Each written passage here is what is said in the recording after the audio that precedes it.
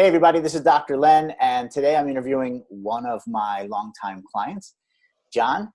And what I want to do today is just ask John a couple of questions so that he can share a little bit about his experience in working together, working with me, and what has happened for him and his practice since we started putting more predictably successful marketing systems in place. So John, thank you so much for taking some time to do this interview with me.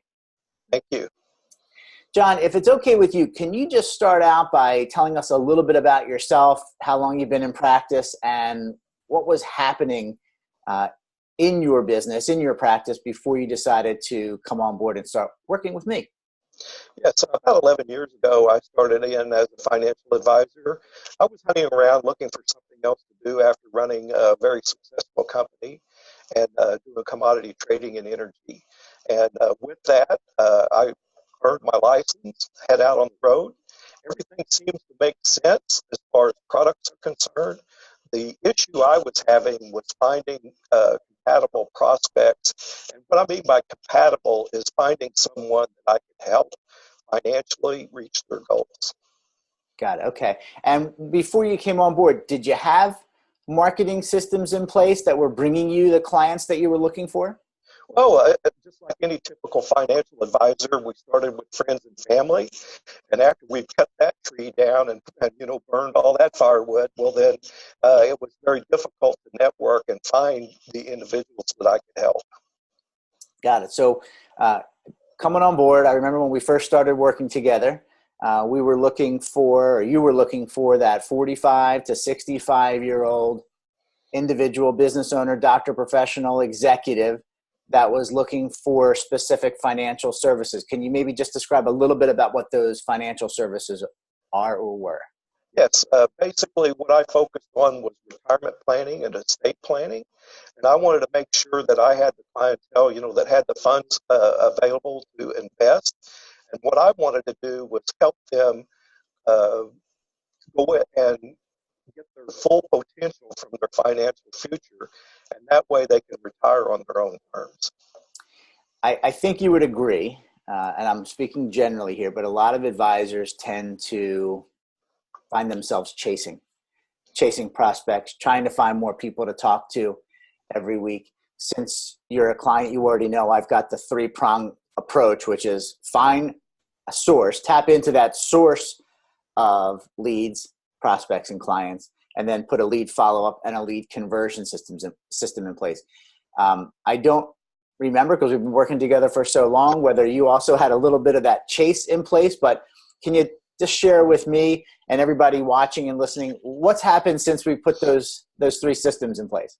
Before we got together, I would find somebody and I would literally hang on to their ankles as long as I could to make sure that we looked at everything that was possible for that client. A lot of times, there wasn't anything I could help the client with. And it was difficult, and so I kind of felt like I was falling in love with every prospect. I was chasing them. I was trying, to make sure that I made a living, and at the same time help individuals. What's changed now is I have enough qualified prospects that I can look at who I'm working with, and I can choose who I'm working with. That's power. That's power. That's a powerful statement, because when you can wake up and know that there are enough leads or prospects coming in where you get to choose who you work with and who you don't, I think that's freedom. Absolutely. And like I said, the skills and the products and the strategies, I knew all of that. It was just getting the right people to work with. One of the analogies I use with some of my coworkers here is it's like going into a baseball game with a football helmet on. It doesn't do you any good because you can't tackle anybody. You got to hit the ball. Yeah. And when you realize that you have to hit the ball, well, then you're going to look for more pitches. And that's basically what we get here. We get more variety, more cross-section of individuals. It makes it exciting.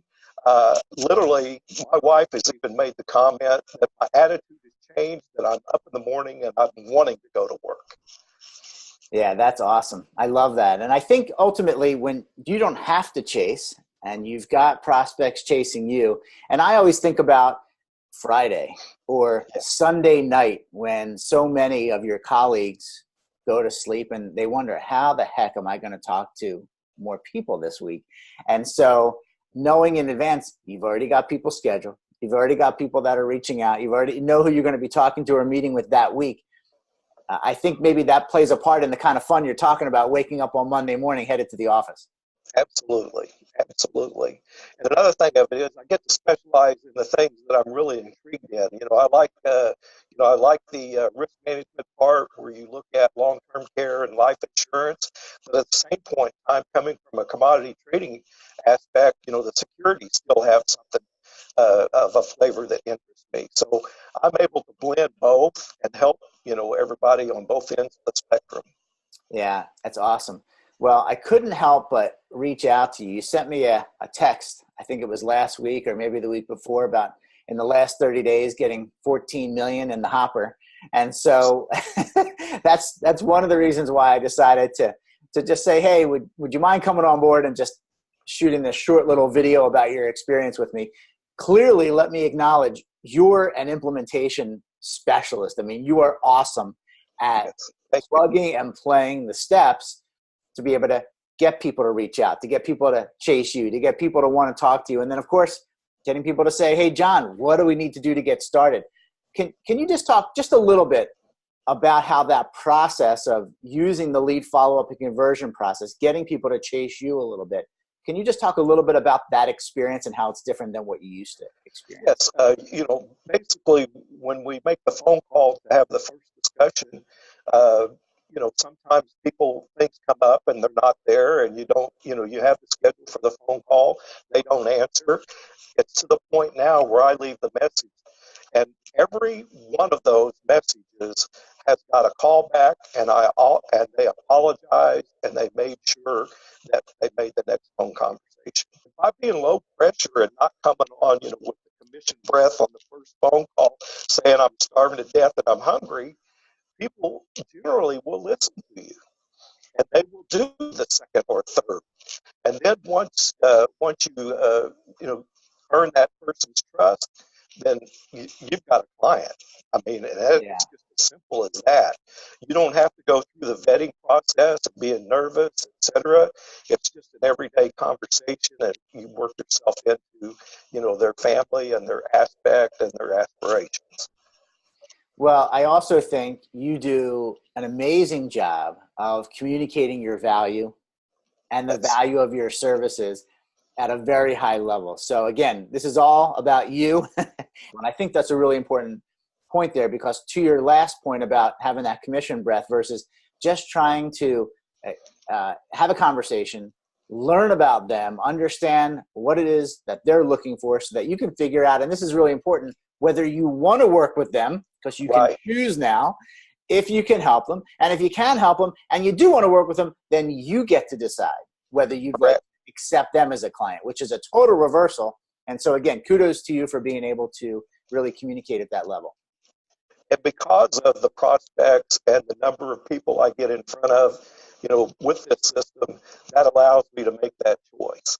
Where if I don't have that, line of prospects coming in, then again, we're back to working with every individual until you burn everything down around them. Yeah. That's not the way to do business. You're not helping people when you do that. And it's not that much fun. No, it isn't. Well, John, is there anything that I didn't ask you that you would have wanted me to ask you? That's an important question. And sometimes I ask myself that same question. Is there something that I'm missing? Is there something that I can do better? And I think just the confidence that your system brings to me, I'm able to be my best, and I want to help people. And I can't help people, if I can't get them in front of me. And I thank you for that. Well, thank you. And it is absolutely my pleasure. Thanks so much again. I tell you what, after we get the next 30 million in, maybe we'll do a follow-up to this video and we'll see where we are at that point. I'd love to. And by the way, I don't want to sound arrogant, But between the 14 million in the pipeline and today, on Friday, I filled out an application for $5 million worth of insurance. So now we're at 19. Is that what you're telling me? Yes, sir. All in 30 days. I don't know. Not bad. And we're not even at the 30-day mark. That's awesome. No, we're not. And again, I'm filling out the application. It doesn't mean that the individual is, insured or whatever. But at the same point in time, I've done my job. It's nice to let the professionals around me do theirs. Yeah. Awesome. Well, John, thanks again so much. And I can't wait to do a follow-up to this and see where we are at that point. Me too, Dr. Len. Thank you. Have a great day, and I'll talk to you soon. All right. Sounds good.